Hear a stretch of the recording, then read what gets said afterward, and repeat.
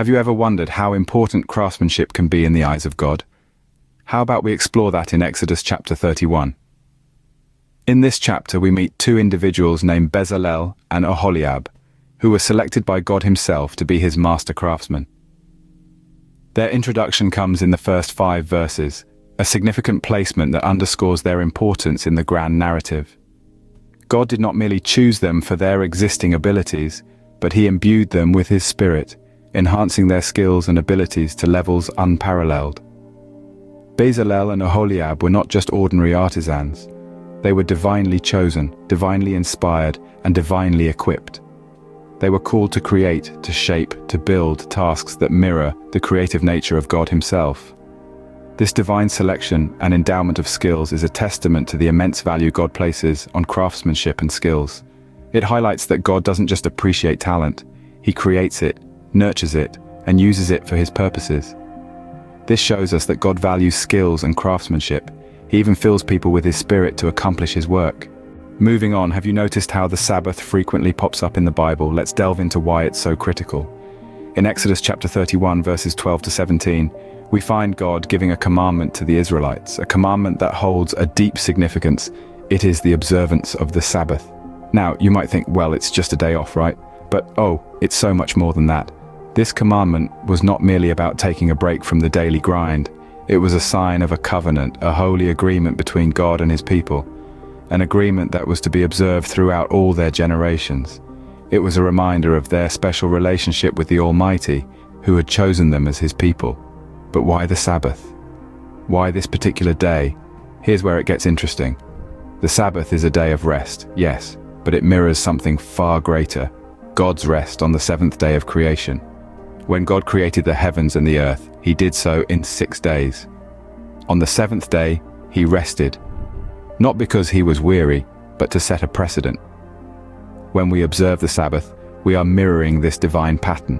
We are acknowledging God as the creator of heaven and earth, and recognizing that our time, our work, our very lives are in his hands. We are stepping back from our labor, our striving, our ceaseless activity, and entering into a rest that reflects God's own rest. This is the profound symbolism of the Sabbath. It's not just about rest, it's about worship. It's about honoring God, acknowledging his sovereignty and aligning ourselves with his divine rhythm. The Sabbath, then, is not merely a day off, but a sacred covenant, a symbol of God's creation and a rest that reflects God's own rest. Finally, what's the significance of these 2 stone tablets mentioned at the end of the chapter? Let's delve into verse 18, where a monumental event unfolds. Here, God presents Moses with 2 stone tablets of the testimony, inscribed by none other than the divine finger of God. What do these tablets contain? They hold the 10 Commandments, a set of rules that would serve as the moral compass for the nation of Israel. But their influence extends far beyond Israel's borders. Indeed, these commandments have shaped the ethical landscape of much of the world today.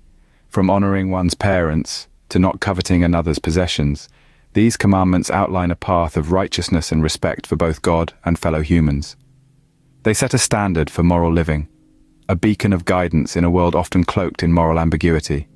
With these tablets, God lays the foundation for moral living, a theme that echoes throughout the rest of the Bible. So what can we take away from Exodus chapter 31?